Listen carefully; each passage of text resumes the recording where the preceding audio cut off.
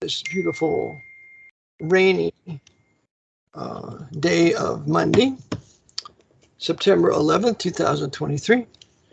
And I have this privilege to be on with Brother George today. He's welcoming me, or I'm welcoming him to my broadcast here at 24/7 World Radio as we're podcasting until we can get another host. So, Brother George, welcome to the broadcast today. Well, thank you, Brother Eric. It's always a pleasure to be on with you. It's always my pleasure. You always teach me something, especially when I thought I knew it all, George. Then you'd come up with something new, and I just have to shake that one off. Anyway, I appreciate all your research. You always teach me something, and I just deeply appreciate all your work that you've done. And I hope you realize that there are many listeners that appreciate your work too. So, welcome to the broadcast. Well, if I ever go to prison and placed in solitary confinement, I know that I'll be the smartest one in the room. Yeah, okay. All right, well, George, what do you have for us today? Well, okay, my scripture verse is Matthew 18, verses 13 through 17. Matthew 1:8, verses 1:5 through 1:7, which says, moreover, if thy brother trespass against thee, go and tell him his fault between thee and him alone. If he shall hear thee, thou hast gained thy brother. But if he will not hear thee, then take with thee one or two or more, that in the mouth of two or three witnesses every word should be established. Verse 17, and if he shall neglect to hear them, tell it unto the church. But if he neglect to hear the church, let him go unto thee to be a heathen. Let him be unto thee as a heathen and a publican. Okay, so to paraphrase this, Jesus in Matthew 18 establishing the principle of ecclesiastical or church discipline, not punishment. That's something completely different. So when you're talking about a fault, you're talking about two different issues. You're talking with D's. You're talking about deportment, i.e. behavior, or doctrine, teaching. So it is possible that there may be a simple misunderstanding. You may misconstrue something that somebody said, and they said, "Hey, Fred, I heard you say this, and did I hear you correctly?" No, that's not what I said. Oh, okay, all right. But then if Fred says, "Hey, yes, that's what I said, and that's what I meant." Oh, okay, well, we seem to have a problem here because that's in conflict with Scripture.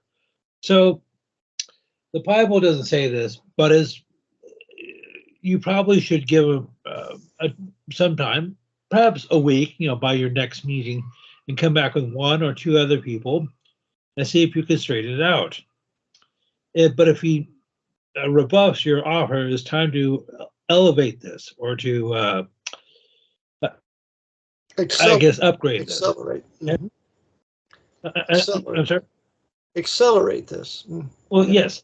So then you had to go in front of your body, your local assembly, your ecclesia, and say, "Hey, Fred, you hold these views that are, say, contrary to Scripture. We're sorry. We're going to have to ask you to leave. We're not going to torture you.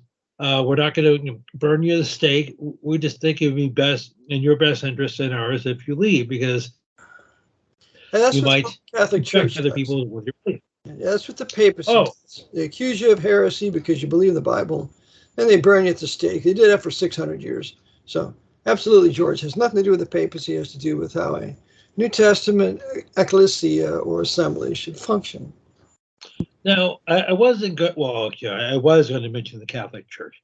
Going back to the 1970s, there have been all sorts of Catholic politicians. Ted Kennedy, Joe Biden, Nancy Pelosi, her nephew, Gavin Newsom, the Cuomos, who clearly held the views that were officially in opposition to the church on issues like abortion or same-sex, so-called same-sex marriage. But these Catholic politicians were able to, I guess, remain part of the church in good standing. They're able to go to mass, and there seems to be And now I'd imagine the vast majority of Catholics, lay Catholics, aren't read it, and they said, wait a second, how come Ted Kennedy, for example, was when he was alive, was never excommunicated for his views or his behavior? Why is it that when he died back in 2009, I guess the Archbishop, it was Sean Cardinal Bally in Boston, Massachusetts, gave him officiated his funeral, and the way he spoke about him, you would have thought that Ted was one of the 12 apostles. And yeah, I'm pretty sure he didn't talk about him murdering Mary Jo Kopechne when he shot her in the back of the head. According to an individual I met, whose personal friends had a father that had checked out her body and saw that the blood had been oozing out behind her head, and as she was stooped over, ran down her side, both sides of her neck and down her front. So yeah, he shot her in the back of the head. And of course, they covered that up because he's good old Ted Kennedy, destroying the white Anglo-Saxon Protestant Western civilization, the good Catholic that he was. I think he was a Knight of Malta too, wasn't he, George? Among other things. Now, I don't know. So I've spoken to Catholics over the years, about Ted Kennedy when he was alive and after his demise. And they say, well, yes, he did some wicked things, but you never know. He could have gone to confession prior to his death, and he is in good standing. Speaking of which, there's a website I watch called the Blue Collar Catholic. It's about this fellow in Florida named Rob, he was a non-Catholic for over 30 years, but I guess in the last decade or so he came back to the Catholic Church. He specifically talked about Ted's older brother, John F. Kennedy, Jack Kennedy, and said, did you know that on the day he was in Dallas, on November the 22nd, 1963, so almost 60 years ago, he went to confession. So yes, I know Jack had the reputation of being a bit of a polecat. He slept with every girl in town. Yes, but you never know. He could have confessed his sins to the priest and been absolved. Well, he could have, but I tend to think that he was saved towards the beginning of 1963. I have kind of evidence for that. And this is one of the reasons why he was going to end the Vietnam War. Cardinal Spellman's Vietnam War. This is why he expelled Cardinal Spellman out of the White House. This is why he kept Cardinal Spellman from the CIA Daily Brief. I mean, Kennedy went to war with Spellman. And what he was going to do, I'm convinced, is he was going to issue a termination proclamation to remove Proclamation 2039 and 2040, which would have gotten rid of emergency war powers military government. Kennedy did a whole bunch of right things, and I believe he did that because early in the year of 63, I believe that he came to know the Lord and he changed his course. Well, I hope that was the case. However, as far as I can tell, Ted remained a faithful son of Rome till the very end. That's right. And a most serial fornicator, as was LBJ. Okay, so I realize that we only have about an hour or so, and today is September the 11th. So it's on today we're commemorating. Yeah, I was going to say commemorating September the 11th. So it was on this date 22 years ago. Yeah, we're commemorating the date when the Pope and his American intelligence community brought down the World Trade Center buildings, as well as building number 7, so they could justify a crusade in the Middle East against the Shia Muslims, among other things. But yes. Mm-hmm. Okay, so, and I know we've talked about this before, but for those who've not heard this or maybe forgotten, almost all your key players on that day, September the 11th, were Catholic or under Catholic control. I mean, for example, go slow here, George, because I need to get it, and so do the listeners. So who were the key players on 9/11? And of course, they were Catholic or Skull and Bones, but go ahead. Mm-hmm. Well, yes. So you had George Walker Bush, the younger George Bush, who was the president. He had been in office not even a full year. And he was Skull and Bones, Knight of St. John of Jerusalem. You mean George W. was a Knight of Malta? Well, both. Well, George W. was a Knight of Malta. George Jr.? Yes. So you also had Thomas Van Essen, who was the commissioner, the New York Fire Department commissioner, was a Knight of Malta. This is according to fellow goes by James from Japan, as was Bernard Carrick, the New York City Police Commissioner. Let's go slow here, Joe. George Thomas Van Essen. And what was he? He was the Fire Department commissioner for New York Commissioner. City. New York City. And he was a Knight of Malta. Correct. Okay, next. All right. So you have Rudy Giuliani, who is the mayor. You said Bernard Carrick, right? Correct. What, And what was he, George? yes. Okay. So you had Bernard Carrick. Was Bernard Carrick a Knight of Malta? Correct. And he was also who? He was the New York City Police Commissioner. New York City Police Commissioner. Correct. And a Knight of Malta. Correct. So sounds to me like when 9/11 was a Knight of Malta operation. Can we draw that conclusion? Well, I could. You definitely could say that. So you had George Pataki, who was the governor of New York at the time. Now the next one, George, is Rudolph Giuliani. Let's go slow, okay? The listeners need to go. We need to go slow on this because then they'll remember it, and then they can tell their friends, "Hey, the Knights of Malta pulled off 9/11. The Arabs didn't do that. The Muslims didn't do that. It was the Knights in New York, overseen by the Archbishop of New York City at the time, who was Egan, Edward Cardinal Egan." Correct. And he is another knight. So you got Rudolph Giuliani, and he is what, the governor of the state or the mayor of the city? He's the mayor of New York City, or he was the mayor of New York City at the time. And okay, he is a Knight of Malta. Yes. What about, was Pataki the governor? Correct. What's his full name? George Pataki, Pataki, I believe. He's the one with the black wife, right? Well, actually, that is Bill de Blasio. Oh, Bill de Blasio. Okay, pardon me. Okay, so George Pataki, he is also the governor of New York State. And is he a Knight of Malta? That I don't know, but he's probably at least a Knight of Columbus. No, you had Tom Ridge, who was the governor of Pennsylvania at the time, who was a Roman Catholic. And then you had the governor of New Jersey, Donald DeFrancesco. Donald DeFrancesco? Francesco.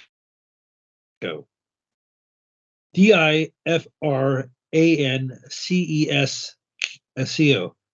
Don Francisco. Almost DeFrancisco. Okay, very good. Correct. So he got his undergrad degree from Seton Hall in New Jersey. Seton Hall, that is what, George? Okay, I'm sorry, correction. He got his law degree from Seton Hall, which is Catholic. Is it Seton Hall or Sutton Hall? I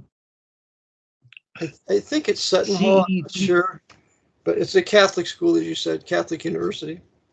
Well, yes, it's pronounced, it's spelled Ceton, Seton Hall.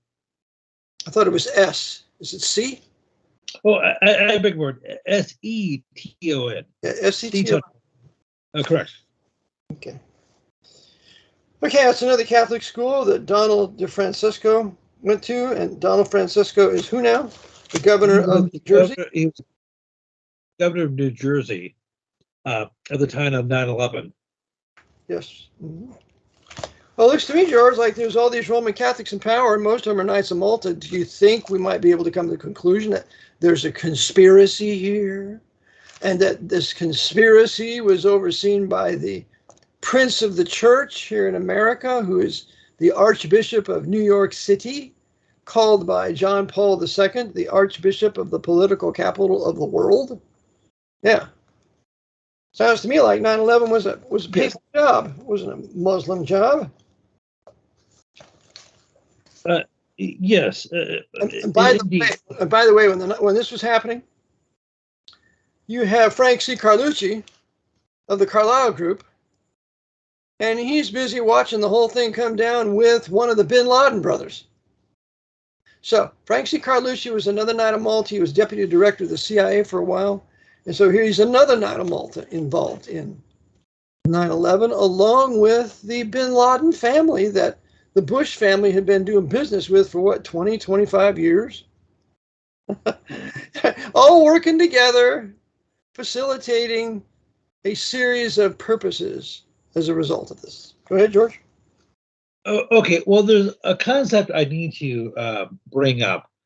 And one more thing, were the Como brothers involved in this other than Chris Como busy reporting his lies on, what was it, CNN as the anchor?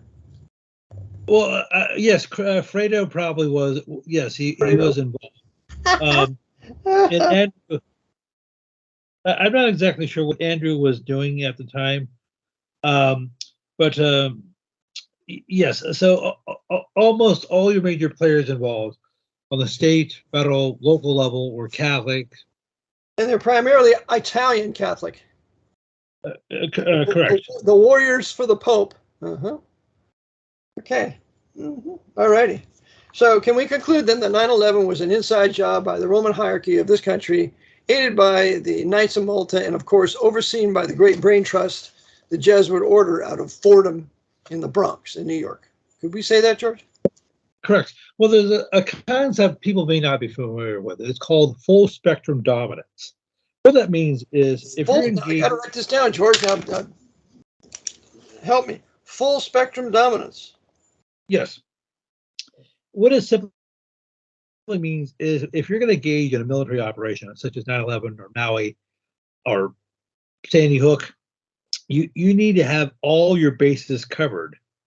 So the traditional application for full spectrum dominance is that when I say you have all your bases covered, you need to consider all your contingencies, such that you need to have, if you're going to engage in invasion, you need to have air power, land power, sea power, and before you attack a country, you need to send your commandos behind the line. You need to parachute them in. You also need to have superior firepower with artillery and armor and things like that. That's simply what it means. So this is an example. 9/11 was an example of full spectrum dominance. It controlled everything from almost every angle, the federal, state, and local. It controlled the New York City Fire Department. It controlled the New York City Police Department. It controlled the state of New York, the state of New Jersey. Just to give you some examples. Yeah. They also controlled the military. They controlled the FBI, of course. FBI. This happens in what, 2011. 2001. And this is under the watch of George W. Bush. And who was the head of the FBI at the time then? Oh, was it Louis? No, it wasn't Louis Freeh. That was under. That's Clinton. That's Clinton. Oh, boy, I'm drawing a blank. George Tenet? We'll find it, George. But most assuredly, if George Bush appointed the director of the FBI, then the FBI was equally as controlled by the papacy as was George W. Bush. Well, they created the FBI. Yeah, they created the FBI, what, in 1908 by executive order of Dirty Theodore Roosevelt. There was no congressional act that created the FBI. Actually, the Bureau of Investigation at the time. It's going to be called the Bureau of FBI in 1924 with J. Edgar, a high-level 33rd degree Freemason, and as you said, George, a Knight of Malta also. Yeah. And I know we've talked several times about J. Edgar Hoover.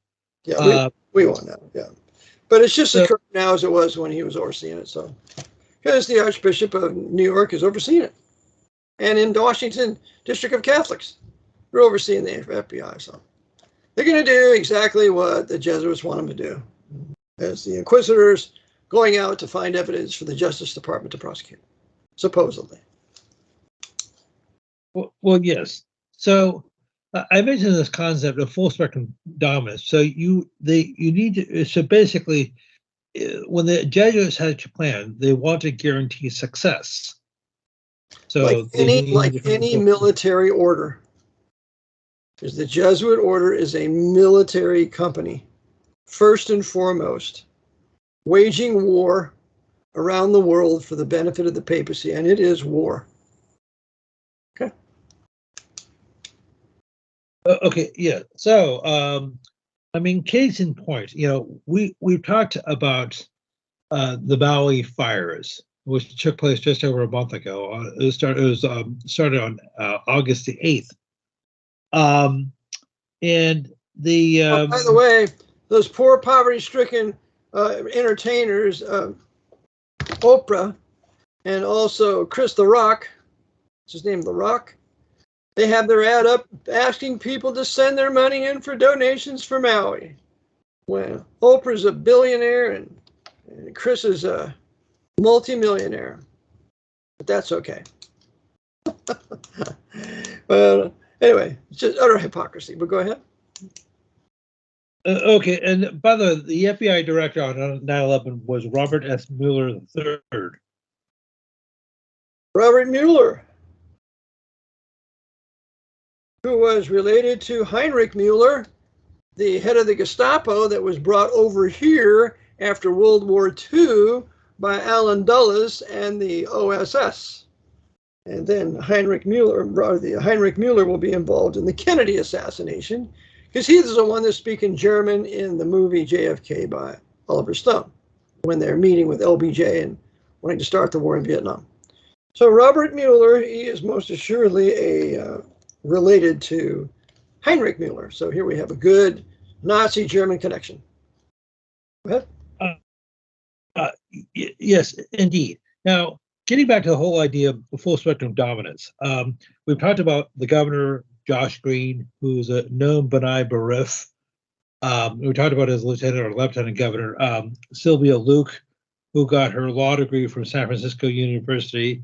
We talked about the mayor of Maui, Richard Bissell, who got his undergrad degree from Santa Clara University. I wonder if Bissell has any connected with Bissell that was involved with the CIA that was relieved of command by Kennedy, and he was also involved in the Kennedy assassination. That's Richard Bissell, the cover-up. I wonder if... I'm sorry, I missed Richard Bisson, Bisen. Sorry, Bisson. different. Okay. Gotcha. So, so we talked about all the players who were involved in the state and local level in Hawaii. I realize we were just talking about 9/11, but it's basically, it's a continuation, George. It's a continuation of the same system that pulled off 9/11, that pulled off Maui. Goes right back to the papacy. It's like 9/11 goes back to the papacy. Well, it's interesting because the media called 9/11 the new Pearl Harbor, and Josh Green, the governor of New York, the governor of Hawaii, said that the Maui fire is the new 9/11.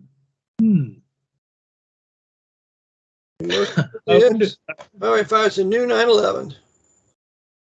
Of course, okay. It's the same brotherhood that pulled it off, overseen by the princes of the church here, all the cardinals, especially on the East Coast. Go ahead. Okay, so the major utility company in Hawaii is called Hawaiian Electric Company, or they call it HECO, HECO. And I decided to go look who is on the board of directors of HECO. Well, the chairman is Timothy Johns. Now his background is purely secular, but he is an attorney. I don't know where he went to law school, but he's a member of the Order of COIF, COIF, which is a legal secret society. Yeah. There's a lot of high lawyers that are members of that. It's big in England too. Okay. Yes. Now, George, I just talked to one of my associates day before yesterday, and he said that the water was turned off in Maui Fire department turned off the water, and they closed the roads out of there so people couldn't escape. I mean, it's an obvious hit on the people of Maui.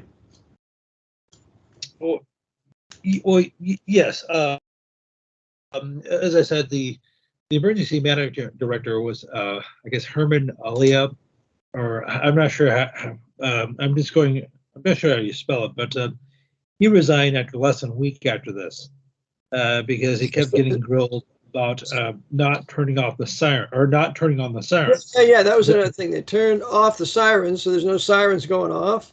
The water shut down. The roads are closed. It was an obvious hit on the people of Maui.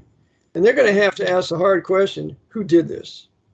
I hope they have the courage enough to answer the question and listen to our conclusion and answer to it, that it's the papacy, Knights of Malta, Jesuits controlling them, that did it to them. And the question is why? Why did they do it? But go ahead, George. Okay, so one of the other members of the board of directors is Alana Pakala, Pakkala. I believe that's Hawaiian. She got her undergrad degree from Georgetown University. Now, she, I guess, is the risk management director. I guess that has to do with insurance. So if I could just make a general comment. What are the purposes of public utilities? Well, one is so they can gouge their customers. Oh, George, you're being negative. Please don't say those things. I mean, after all, just forget about the technology we have that can bring the power out of the earth and drive all of our homes. We don't need telephone poles and we don't need wires. But just forget about that, George. They are doing the best for us. They're looking out for us. Go ahead.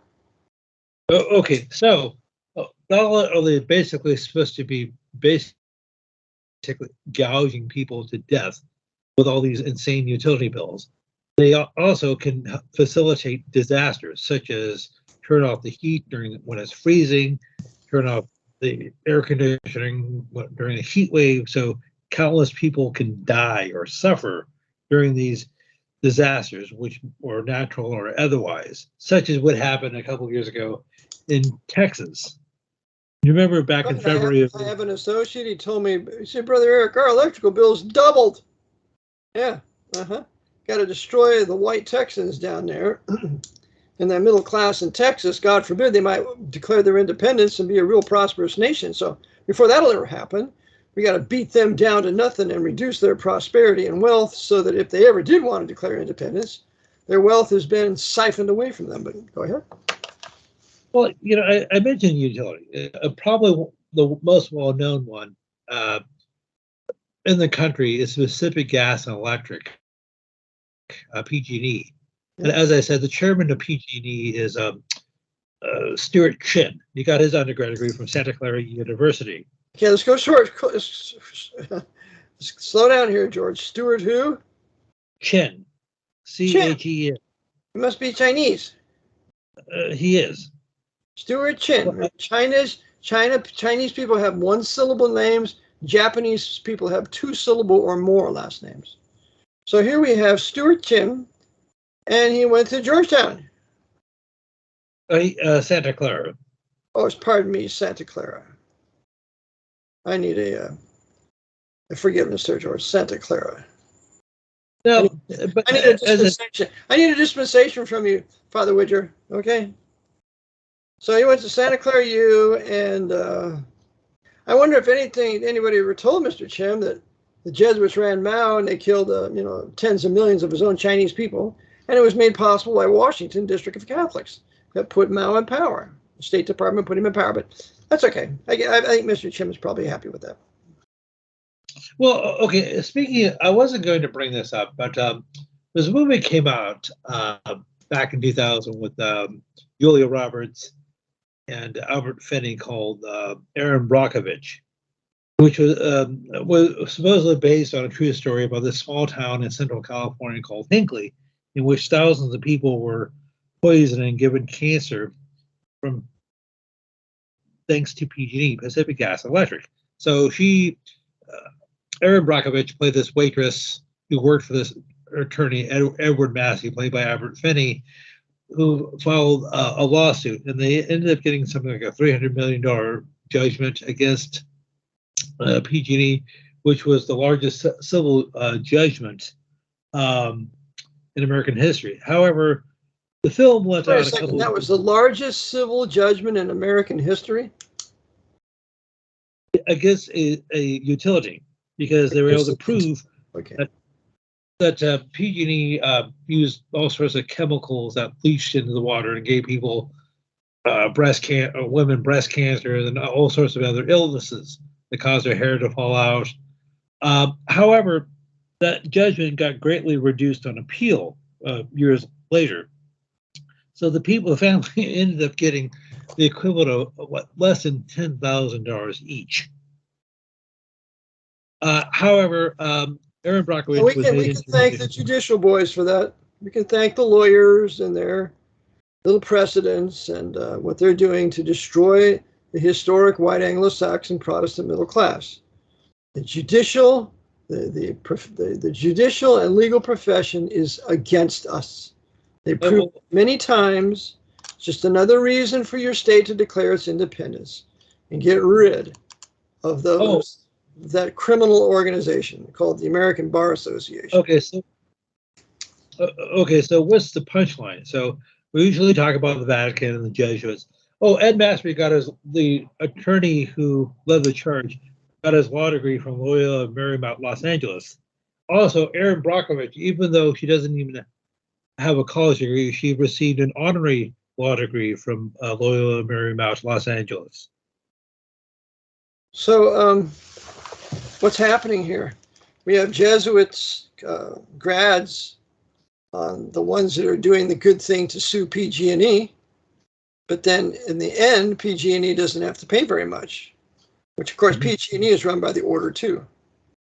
So, what do you think they're doing this? Well, they got to do something. They got to make it look like there's justice is being implemented because they control both sides. So exactly, it's a Hegelian dialectic. So it's a Hegelian dialectic. So they have the Jesuits create the white hats and the black hats. That's right, just like today. It's like Biden the black hat and Trump the white hat. They run them both. Yep. That's what you call, George, full spectrum dominance. That's a term you taught me today, George. I'm going to use it. Thank you for teaching me that. Okay, so then Hollywood would come out with this Jesuit theater where they have this Julia Roberts play the Erin Brockovich, and of course she there's a scene in the movie where Ed, the lawyer, said, "Erin, you're brilliant. Well, I know you're not a lawyer, but you would have made a wonderful lawyer. But do you think you can put some clothes on?" Julia Roberts, yeah, that's Hollywood horror. Okay. Mm-hmm. Okay. So the now I tried to only talk about one movie at a time, but I'm going to, break from convention.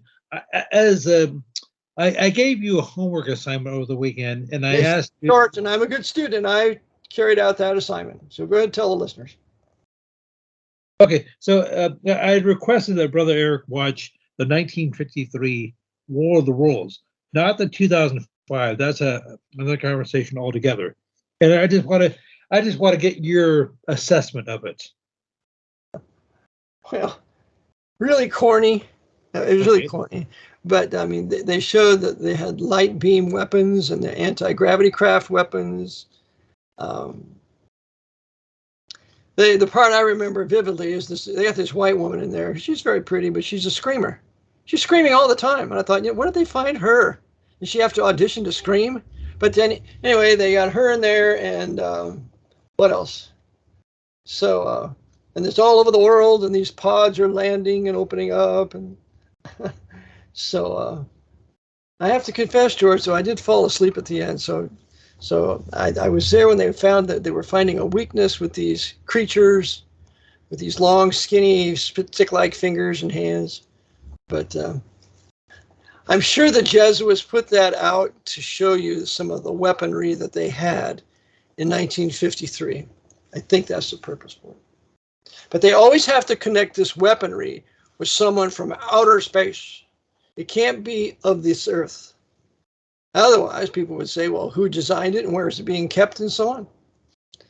So I think that's a big one too. Make sure that this weaponry is always attributed to foreigners and aliens. And by the way, if you ever notice, these aliens in the movies, they have hands that could never put a nut on a bolt. They could never do welding. I mean, they could never do any intricate things that we have to have with our fingertips and hands. They don't have hands like that. So how did they make their craft anyway? It's so ridiculous when you start thinking through it.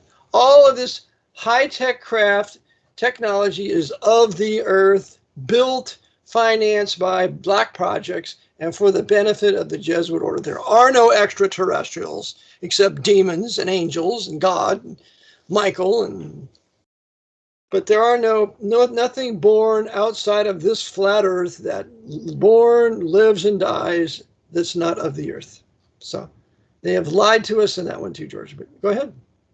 Okay, so I tried to give you the receipts and I tried to give you the punchline. So my assessment would be pretty much the same as yours. I just add one or two details. One is they're basically letting us know, they said, hey, we have this technology right now.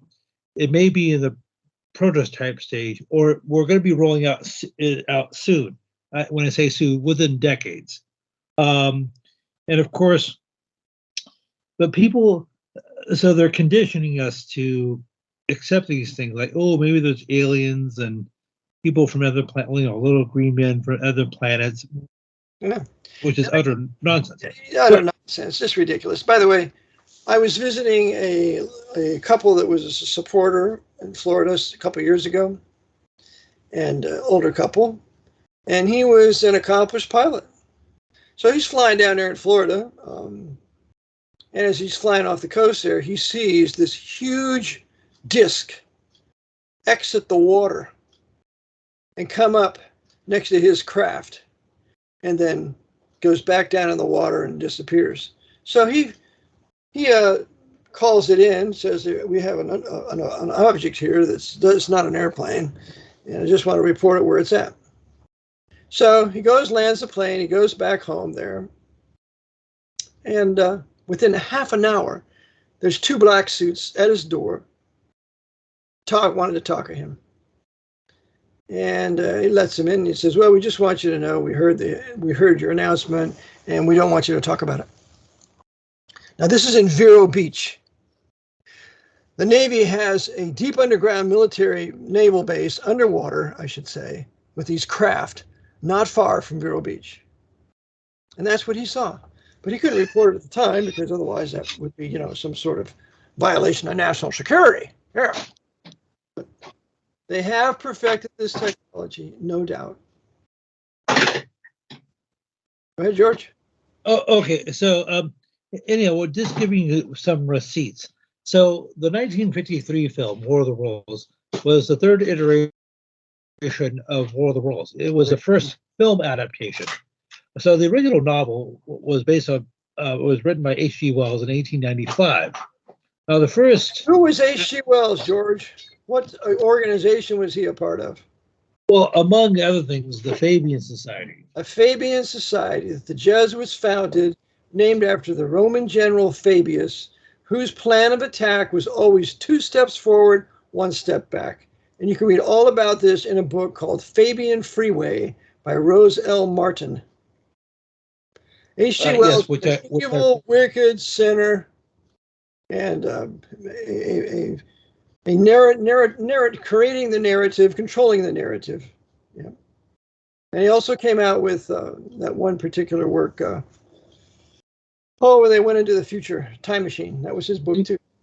Well, yeah, yes. So the novel came out in 1895. The first adaptation of it was Orson Welles, no relations, radio, or so we're told there are no relations, radio adaptation in 1895. I'm sorry, 1938. And I know we've talked about that before. So the third iteration and the first film adaptation of it, as I said, came out in 1953, which you just watched over the weekend. Now, it starred And by the way, I have to say, George, I was born in 53, and all the people were so well dressed, so well behaved. There's not a profane word in the entire movie. The women have dresses on and long hair. The men have short hair and are well attired with their pants and shirt. It was a different world. It was a white Anglo-Saxon Protestant value system that we had back in 1953, which is gone now. But go ahead. Well, the film, okay, I just want to mention a couple points about the film. The producer was George Powell, who was born Georgi Powell Marcinzek, who was born in Hungary, or well, there's the Austro-Hungarian Empire. So was he a Jew? Well, actually, he was Jewish on his mother's side, but his father was a Catholic. Oh, that's a wonderful combination that the Jesuits love to use. You have the Jewish brain and the Catholic determination. Yeah, go ahead. He's actually buried in Holy Cross Cemetery in Culver City, California, which is just outside of Los Angeles. So he was that's the Holy Cross University or college. Was that, George? Well, actually, it's in California, Culver City in California. Yeah, but it's a university or is it a college? Well, it's a graveyard. Oh, it's a graveyard. Pardon me. It's not the college. Okay, got it. Okay. Takes me a while, but now I got it. Thank you, George. Okay, so the film starred Gene Barry, who was born in Eugene Class, who lived from the 1919 to 2009. Now, his parents were born in Russia, and there were of a certain... So he lived to be 90 years old. Wow. Correct. Gene Barry. Yes. No relation to Chuck Berry. Huh? Probably not. Okay, go ahead. Highly, unless I'm not sure how much Russian Jewish blood Chuck Berry has in him. Okay. So anyway, he's buried. Who's this guy now? His name is... He was the actor, the star. Okay. All right. So, what's his first name? Well, his stage name was Gene Barry, but his birth name was Eugene Class. His parents were born in Russia, and they're Jewish. And his stage name was Class, or what was his original name? Was Class, Eugene Class. How do you spell that? Oh, that's C-L-A-S-S, and his stage name was Gene Barry. He'd probably be better known to American audiences as he played Bat Masterson in the TV series. Oh, yes. I used to watch Bat Masterson. Sure. He carried around that hat of his, that derby, wearing a derby hat. See, this is old historic white Protestant culture for those of you youngsters listening. So this was on the boob tube, brainwashing us back in the 50s and the 60s. But go ahead. Okay, so one of the voices, the narrator of the film, and who also played a reporter, was Paul Frees.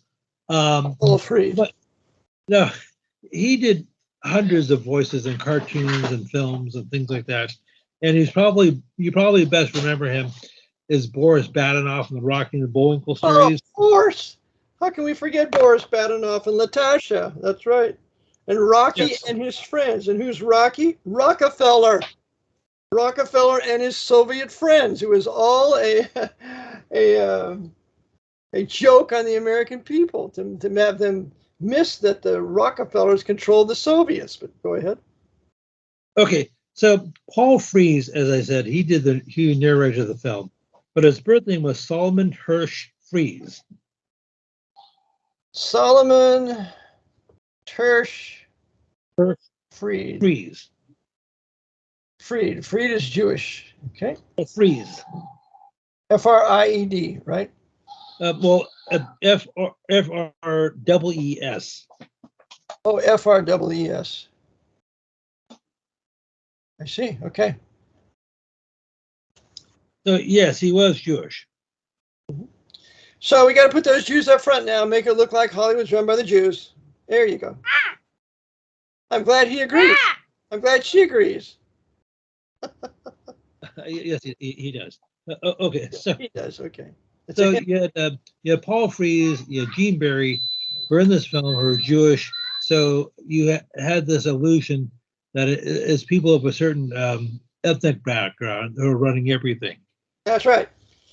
We got to get those Jews up front so we can blame them for everything. There you go, George.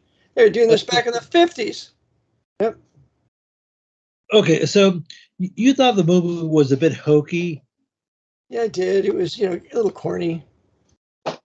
And okay, but you have to realize but 1953 it wasn't. I understand that. 1953 it was very serious, and we're being invaded.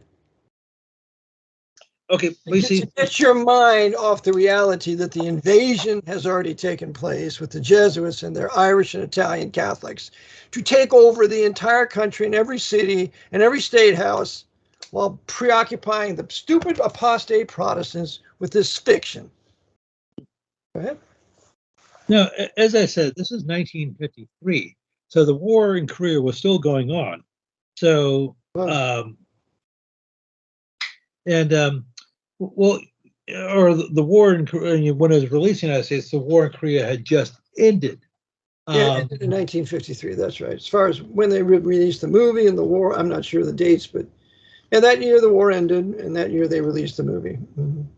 Okay, so, but you notice that initially you could say the Martians, if you will, has full spectrum dominance. I don't mean to keep overusing that expression, but their craft was completely impervious to anything the soldiers could shoot at them. They could vaporize tanks, howitzers, machine guns, bazookas, you name it, and aircraft. So, so what do you think they might be telling us with those scenes? Well, that all the conventional weapons are worthless against their secret high-tech technology of this international world government and military empire that they control. So they could annihilate the Russian army, the Chinese army, the American army anytime they wanted to. So it's all just letting you know that we run it all and we have the weapons to enforce it. Yeah. Yes. So in the last 7 decades, have they basically used these weapons in real life? Hey, George, I hear some background noise, like something. Yes. Sorry about that. It'll. I have some visitors. I see. So yes, I'm still working on my $50,000 soundproof studio. Very good. But